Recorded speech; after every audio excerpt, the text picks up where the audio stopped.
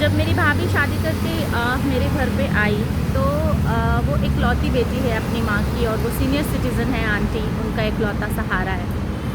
तो वो हमारे यहाँ ज़्यादा दिन तक नहीं रह पाती थी क्योंकि उसकी माँ बीमार है। जैसे मेरी सास हैं, उनको मेरी सपोर्ट की ज़रूरत पड़ती है, जैसे मेरी माँ हैं, उनको हम सब के थोड़े थोड़े दिनों के सपोर्ट की ज़रूरत पड़ती है, बिल्कुल वैसे ही उसकी भी माँ है सीनियर सिटीज़न। तो उसने हम मेरे घर पे वो ज़्यादा दिन तक नहीं रह पाती है क्योंकि उसकी ड्यूटी उसकी माँ के लिए भी है, और उसके दो जो बच्चे हैं छोटे हैं, अभी प्री स्कूल में जाते हैं, उनकी ज़िम्मेदारी है।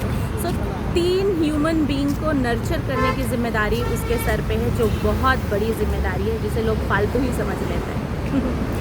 तो कि कोई आंटी आके मोहल्ले की हमें कहती हैं कि अगर बहू ससुराल में नहीं रहेगी तो ददियाल की मोहब्बत कैसे पैदा होगी बहू के दिल में। ये बात सुनकर मैं चुपचाप रही, उनको मैंने जवाब उस वक्त नहीं दिया, लेकिन उनके जाने के बाद मैंने अपनी अम्मी को समझाया कि अम्मी, इस तरह के कमेंट्स आपके और हिना के रिश्ते को खटास से भर देंगे। वो समझदार नहीं है क्योंकि ये उनका रिश्ता नहीं है। जिसका रिश्ता होता है उसको समझदार होना पड़ता है।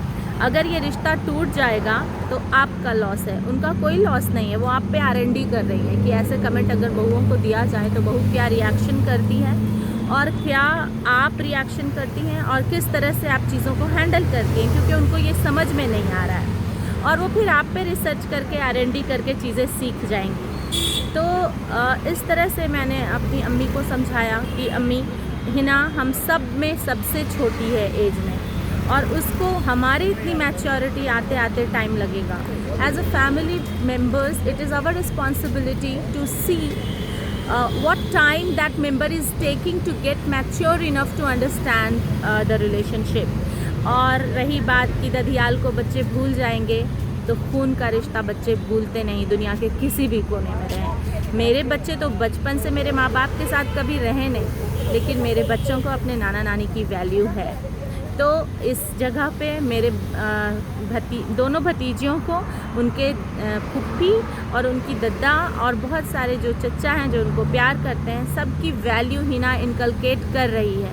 तो बात पास रहने की नहीं है, फिज़िकली दिल से पास रहने की है।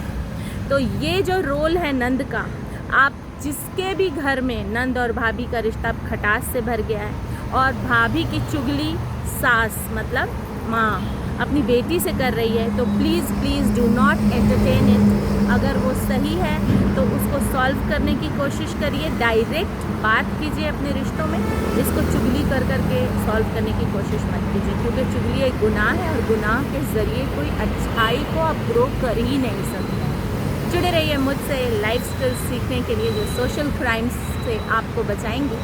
और चूँकि यूनिवर्स रिटर्न्स, तो ऐसी चीज़ें यूनिवर्स को मत भेजिए जो फ्यूचर में आपकी बेटियों के आगे उतर जाए। Keep blessings, stay blessed.